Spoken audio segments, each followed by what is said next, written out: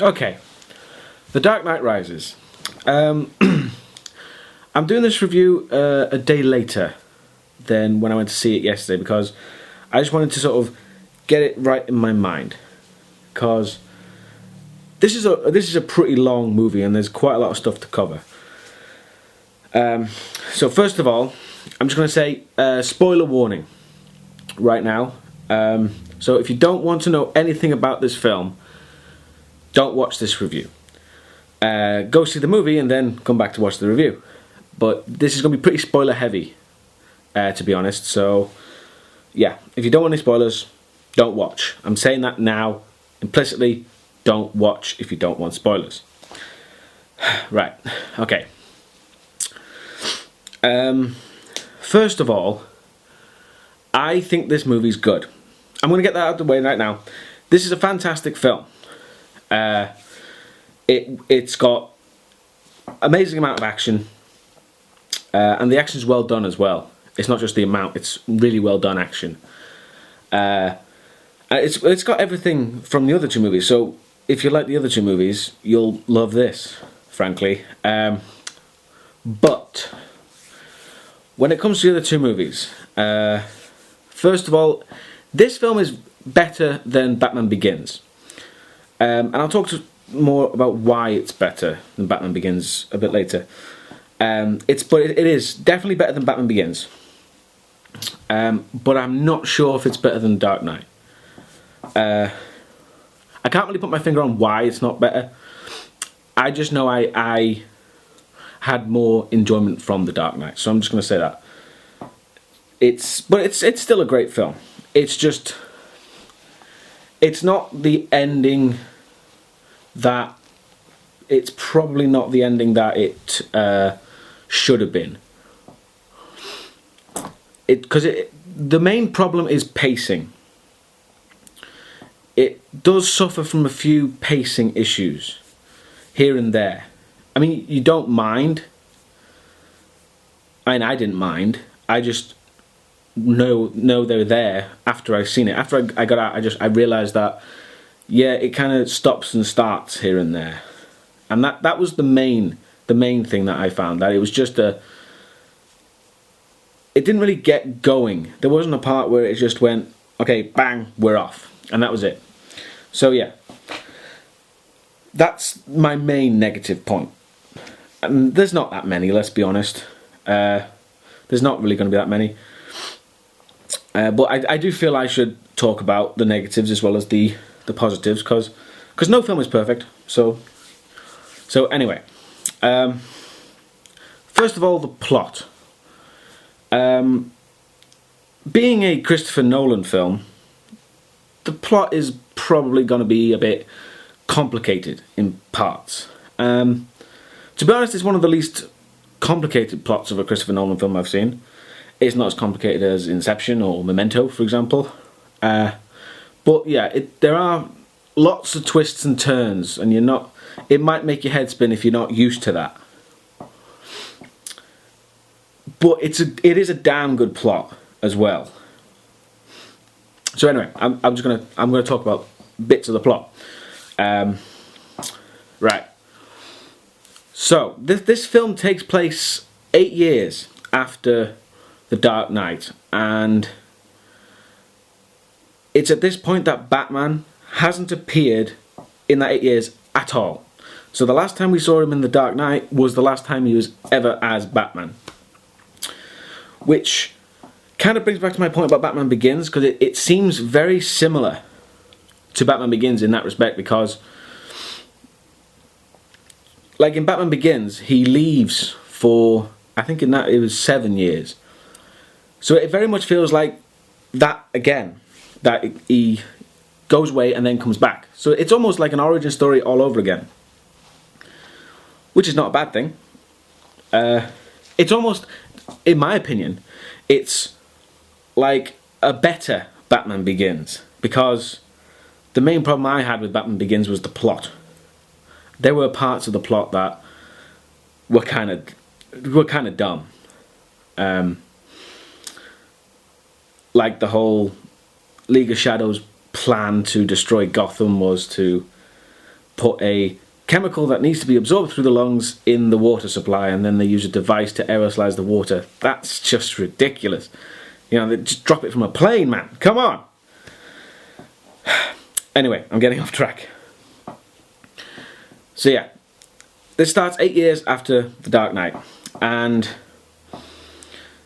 Commissioner Gordon has used the death of Harvey Dent to pretty much wipe out all crime in Gotham. But because of the events at the end of Dark Knight, he's feeling very guilty about it.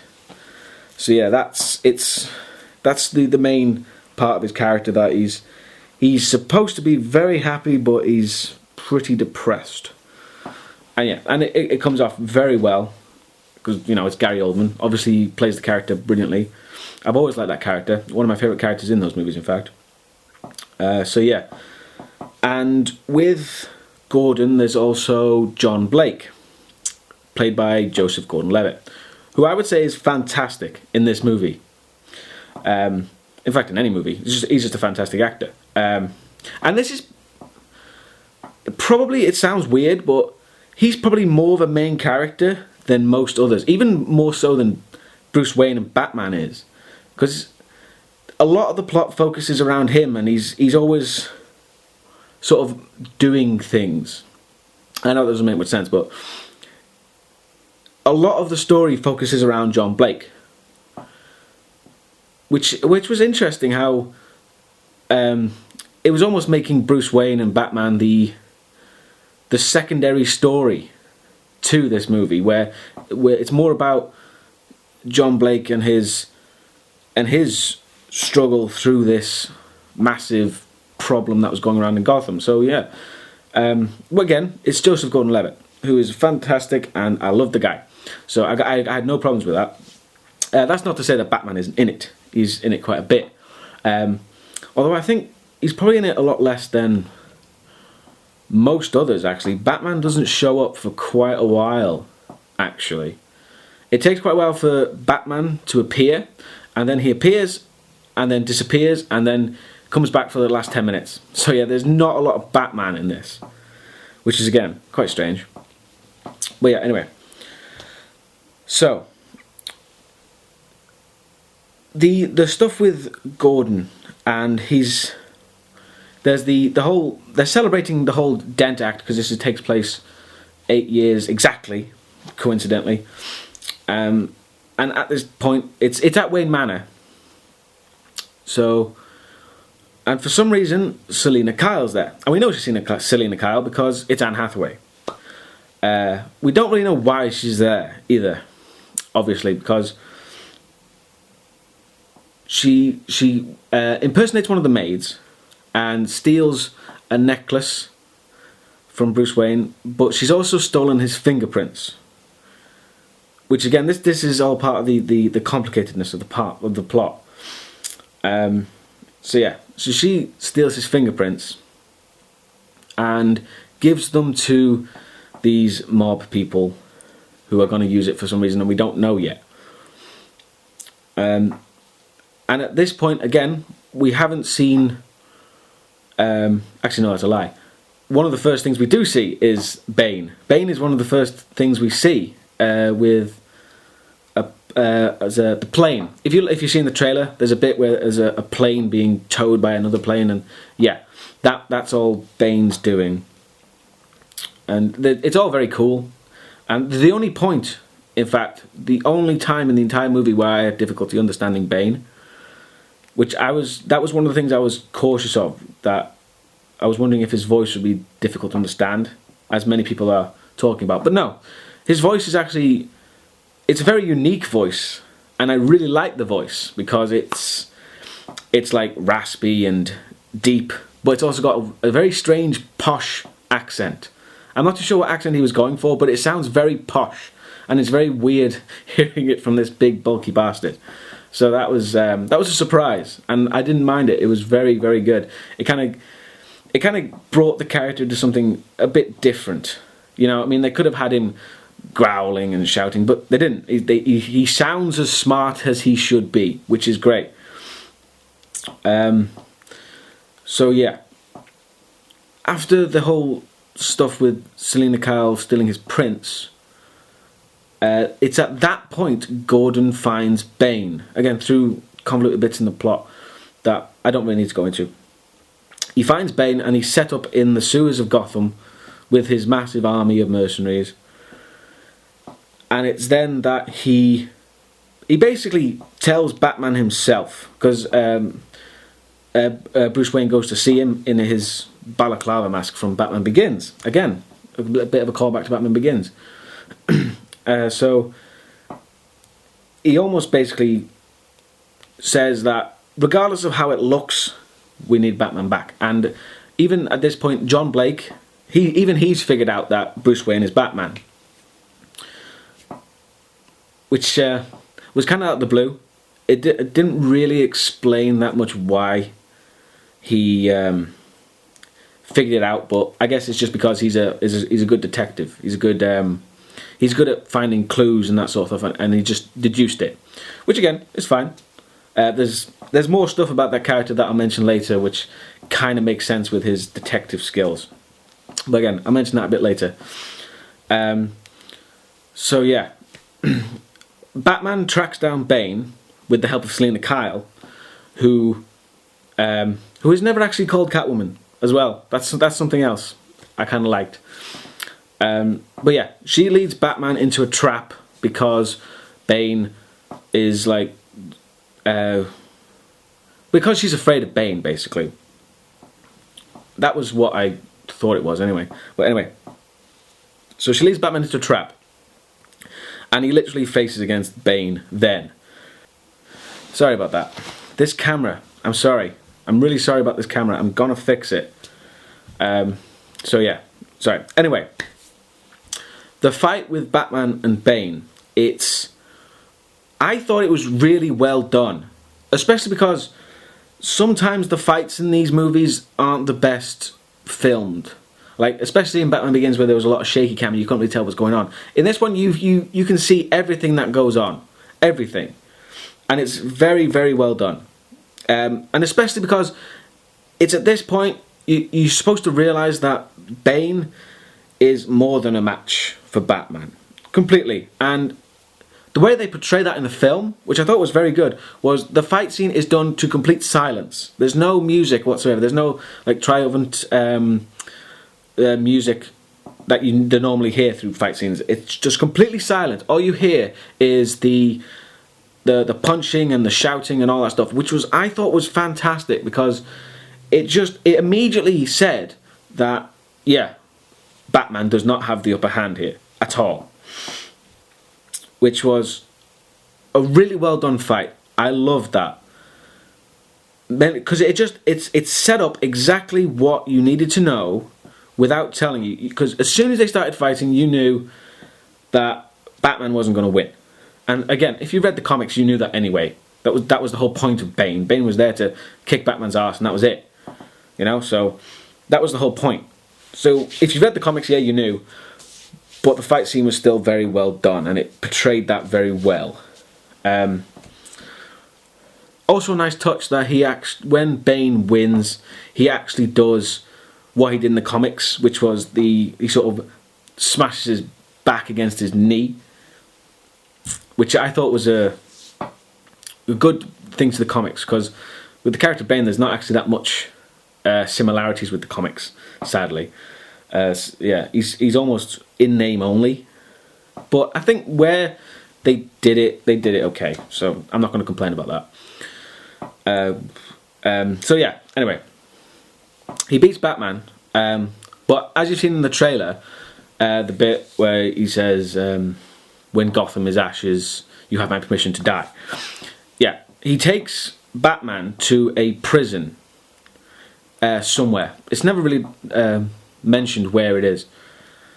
So yeah, he takes him to this prison, and it's called the Pit, this prison, because it's a giant hole in the ground, and the only way out is to climb back up. And he puts him there so he can watch on a TV or something him destroying Gotham. And while he's in there, he hears the story of the one prisoner who managed to climb out. And at this point we're supposed to think it's Bane. And they talk about how this person was born in the pit and through unknown means managed to actually get out. And at this point, like I said, we're supposed to think it's Bane. Which, again, when I first heard it, I was kind of dubious because it's like the absolute opposite of what they did with the Joker. Because in The Dark Knight, they gave zero backstory to the Joker, which was great. But in this, they kind of give too much backstory to Bane almost.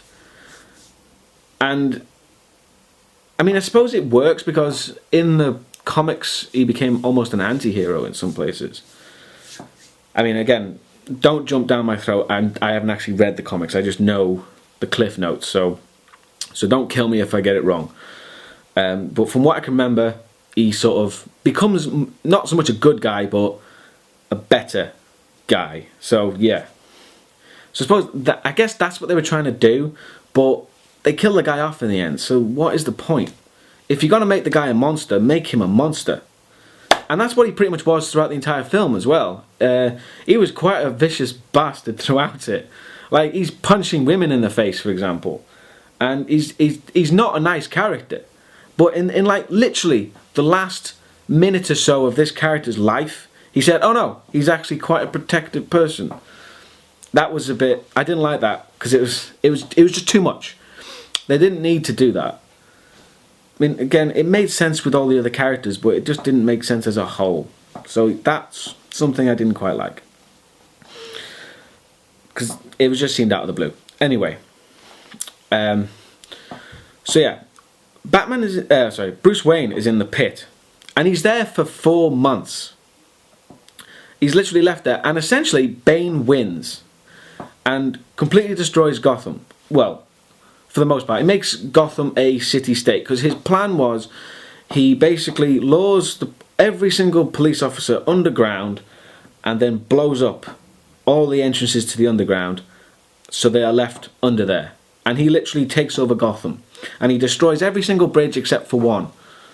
And he takes a Wayne Enterprises energy device and makes it into a bomb. And he basically says that if one person leaves the island, he'll blow up the bomb, or someone else will blow up the bomb. You know, it's classic. It's pretty much what the Joker did, actually, except Bane does a much better job than the Joker did. So yeah. So and pretty much Gotham is completely left unpoliced, completely, for these 4 months. And Bane wins. Bane rules over Gotham, which again I like, because essentially in the comics Bane won, from what I understand. So yeah, and it felt right, that because it was like all of this culminated into this sort of self-destruction almost.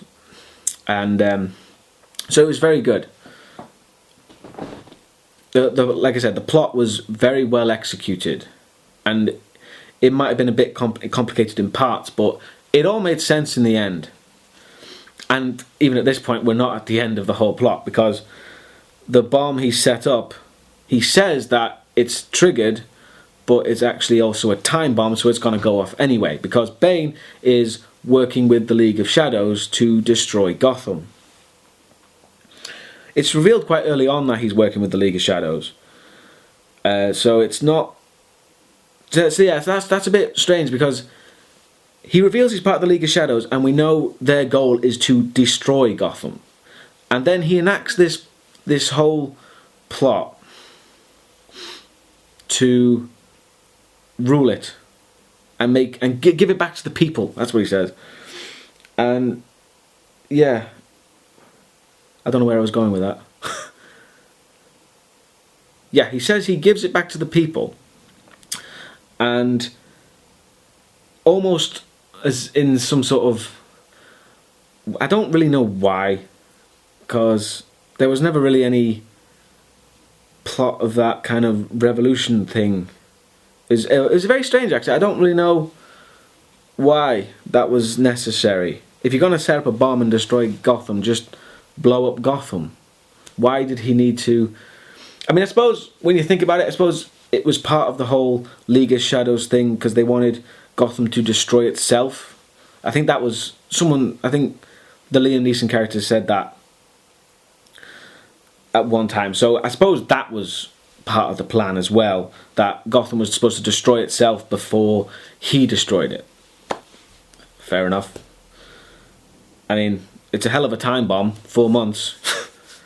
that's But again, they're given 4 months worth of time to disarm this thing, and we still get the 5, 4, 3 at the end. So that was quite strange how such a large amount of time for this bomb, and we still get a ticking time bomb at the end. But anyway, yeah, there's a lot of character stuff with Bruce Wayne in the pit, which is all very good. I mean, I won't go into it here because the movie will do it better than I can. So again, go watch the movie. And essentially he climbs out the pit because he has to metaphorically and literally rise. So yeah, and he gets out of the pit and he goes back to Gotham, and he starts to get everyone out of their particular pickle they are in, and he lets loose all the cops from the underground, and he saves Gordon from being executed and stuff like that, and he gets Selina Kyle to help him. And then the sort of the climax is quite possibly the best climax. It's the best climax of all 3 films, definitely. And it's one of the best climaxes of a film I've seen in a very long time, because it's all real. Because they needed 10,000 people on those streets, and they got 10,000 people on those streets fighting, and it looks fantastic in the movie. It's amazing. The amount of the logistics work is incredible at how this movie was done. I don't understand how it was done, but it's amazing. So yeah, during the fight, obviously Batman joins in and he starts fighting Bane again, which again, really good fight. I like fights with Batman and Bane. They really work out well. Just how visceral and brutal they are. It's really well done. And of course this time, because he's punching him and he punches him so hard he breaks his mask a little, which makes Bane go a little crazy.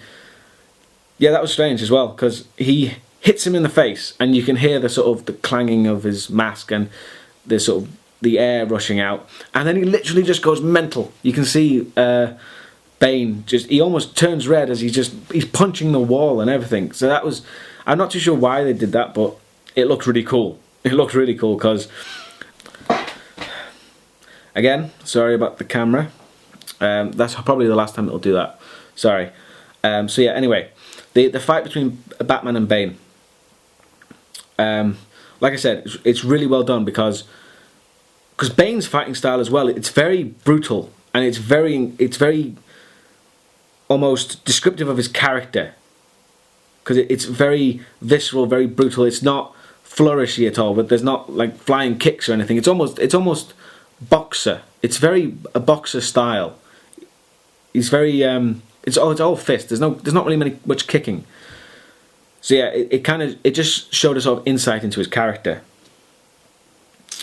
Right, I should say that throughout the film there's been a character called Miranda Tate, who you know is Marion Coulthard's character. I haven't mentioned her at this point because she's really not that important until the very end of the film. But essentially throughout the film she's been like, I think, yeah, her and Bruce Wayne are sort of made it so that she becomes the I can't remember the word now. Basically the head of Wayne Enterprises. So that the guy who is hiring Bane to get Bruce Wayne's fingerprints to ruin Bruce Wayne doesn't get it. Which again is a really good plot, because you realise at the end that throughout the entire film, the League of Shadows plan has been going more to plan than you could ever realise. Because Miranda Tate, who has now got control of Wayne Enterprises and has now got control of said bomb device, turns out she's Talia al Ghul, Ra's al Ghul's daughter.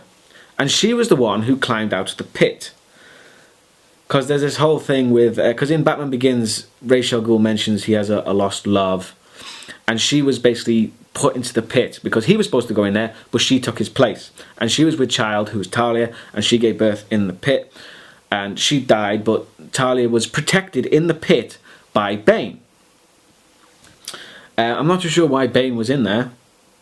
I would have thought he'd be a native of that country, and he doesn't really have the accent for it, but whatever, it doesn't really explain where the pit is anyway. So yeah, Bane is her protector, and this is what I was saying about Bane's character, how he's just out of the blue said he's actually quite a protective, caring guy, which I just didn't, it's kind of strange. But anyway, I've said enough about that. But yeah, and she basically goes from this mild-mannered love interest of Bruce Wayne as well, because I think they actually sleep together,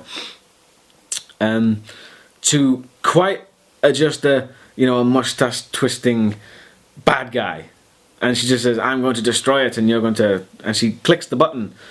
But again, as this was going on, Batman had gotten a device to Gordon which he put on the bomb that stopped it from being detonated, but it was still going to go off in 10 minutes. So that's another thing as well. When she turns up and is revealed to be Talia al Ghul, she stabs Bruce Wayne in the chest, and it's right here. And after she's removed the knife, it doesn't matter. It's like completely gone. It's never really referenced again. And because she's stabbed him and she's like twisting the knife and all this stuff, but after she's removed the knife, no, it's fine. He gets up and all this fine, because she goes off with the bomb and leaves Bane to kill Batman. And then Selina Kyle shows up and kills Bane. At least I think she kills Bane. She just shoots him.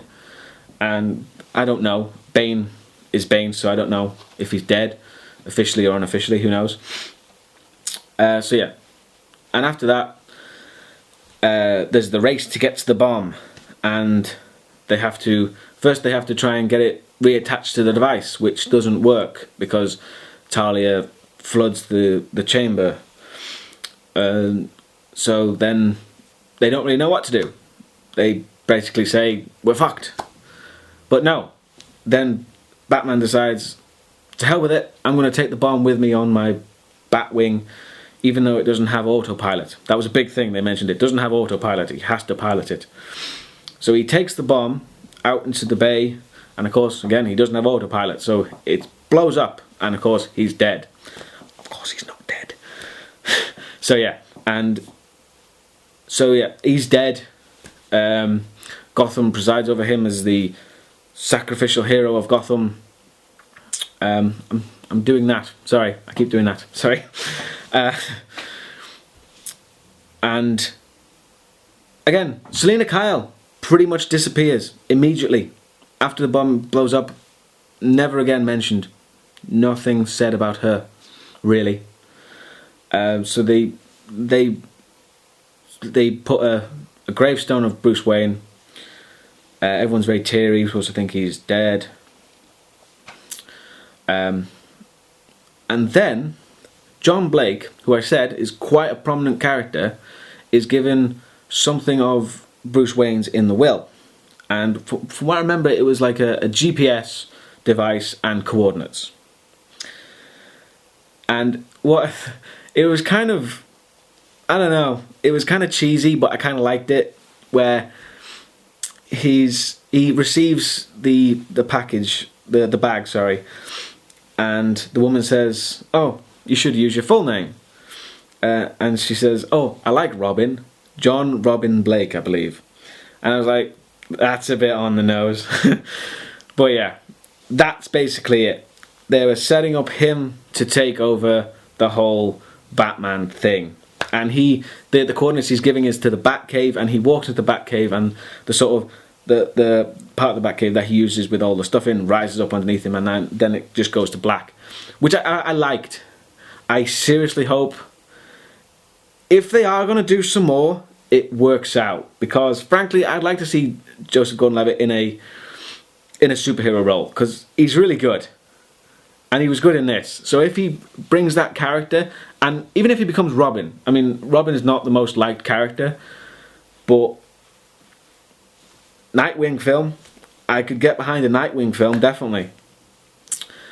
So yeah, that's pretty much how it ends. And there's a bit where Michael Caine's character, Alfred, I completely forgot his name, what the hell, goes to his regular spot. He always holidayed in Florence, and across the table he sees Bruce Wayne with Selina Kyle, and they just nod, and that's it. So yeah, of course he's not dead, and all this stuff. But again, it was a nice ending to the series, and it was like passing the torch to this new character. Whether they make any more films or not doesn't really matter. I just felt it was a really good ending. I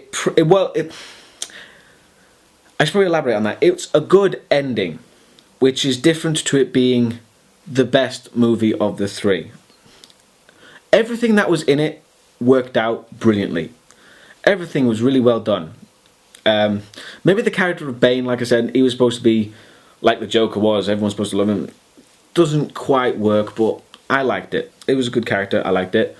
Anne Hathaway probably stood out as one of the better actors in this, and a really good character. She played that really well. And like I said, Joseph Gordon-Levitt, I can't say any more, I can't say enough about the guy. I just love that guy. He's a fantastic actor. I like the character in Third Rock from the Sun, and all the way up. So yeah, I'm going to stop talking about that. It's getting a bit creepy. But anyway, in conclusion, fantastic movie. Not as good as I was hoping, but let's be honest, not much is. So just understand, it's a fantastic ending to the series. I would say it is a fantastic ending to the series. Regardless of whether it's better than The Dark Knight or not, who cares? It caps it off perfectly, it finishes everything. So yeah, that's my review. I hope you enjoyed it, and I shall see you next time. Bye.